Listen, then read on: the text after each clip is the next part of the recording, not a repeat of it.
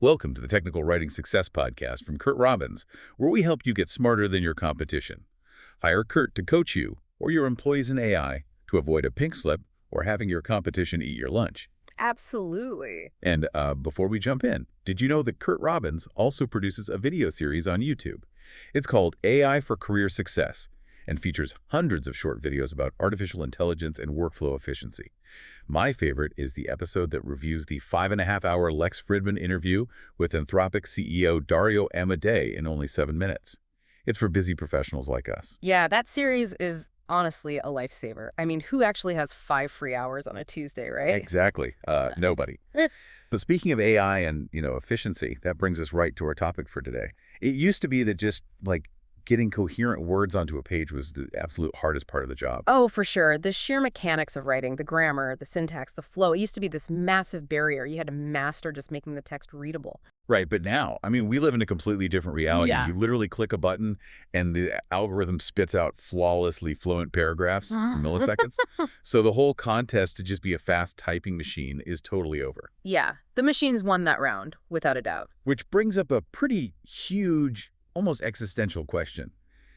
If an AI can draft a 500-page manual in 10 seconds, why do we even need human technical communicators anymore? It's the question everyone is asking right now. Yeah, so today we are exploring this amazing article by Hanna to figure that out. It's titled, "The Humble Truth. We Create Content." And to really answer that question, Hanna points out that we have to redefine what technical communicators actually do. And it really starts with managing our egos a bit. Yeah, they aren't the ones building the actual software. Exactly. They don't manufacture the product, and they don't just magically hold all the company's wisdom in their heads. The role is actually a lot more modest than that. Okay, modest how? Well, because it's modest and highly specific, it's also completely irreplaceable. They produce the structured material that actually supports the real-world needs of the users. That framing is so good.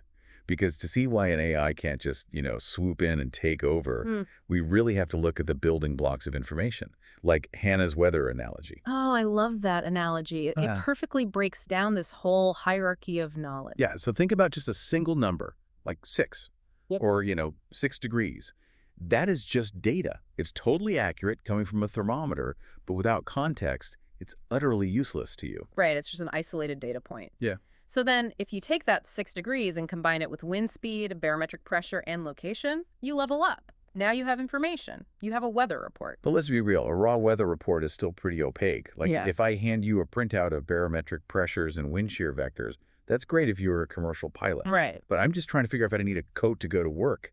It's just a wall of numbers to me. Exactly. And that specific gap between accurate information and usable material is where the technical communicator steps in. They take that dense information and shape it into content. They do the translation. Yes. So instead of raw vectors, they write, today's high will reach 6 degrees Celsius by mid-morning. They strip away all that noise. They make the information usable. But the really fascinating part of Hanna's hierarchy is about wisdom. The writer isn't actually handing you wisdom, are they? No, not at all. Wisdom isn't something you can just transmit in a PDF. Wisdom is what happens when you, the reader, look at that content and think, okay, it's freezing today. I need to switch to my winter tires. Wow. Yeah, the writer didn't impart that wisdom. They probably don't even know you own a car. Right. They just architected the conditions so that you could effortlessly arrive at that judgment on your own. Okay, I totally buy that for humans. But let me play devil's advocate here for a second. Go for it. Generative AI summarizes stuff all the time. If content creation is just taking raw data, synthesizing it, and shaping it, why can't the AI just do that? It ingests a massive manual and gives you a summary in 2 seconds.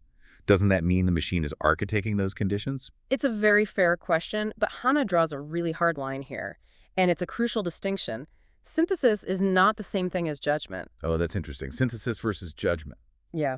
An AI system is a master of synthesis, sure. It can summarize millions of words, but it completely lacks the human judgment to understand the real-world stakes of that information. Because it doesn't live in the real world. It doesn't know what a lawsuit is or what physical pain feels like. Exactly. It's just performing mathematical pattern matching. It doesn't know that if a user does step 4 before step 3, The machine might literally catch on fire. Right. It might just tuck a dangerous warning at the end of the chapter because it looks aesthetically cleaner there. Yes, and that brings up one of the most vital warnings in Hanna's article, the inherent danger of fluency. Generative AI produces this incredibly confident, authoritative prose. It sounds so smart. It does. But if your underlying source material is contradictory or stale, the AI just inherits and masks those flaws. It's like a pathological liar with a really soothing voice. You just don't even think to double-check the facts. Perfectly said. A confident hallucination is so much worse than a poorly written truth. Fluent prose isn't reliable documentation. If you start with chaotic data, the AI just builds a faster, more elegant path to total confusion. And handing that raw AI-generated stuff directly to a user is a recipe for disaster.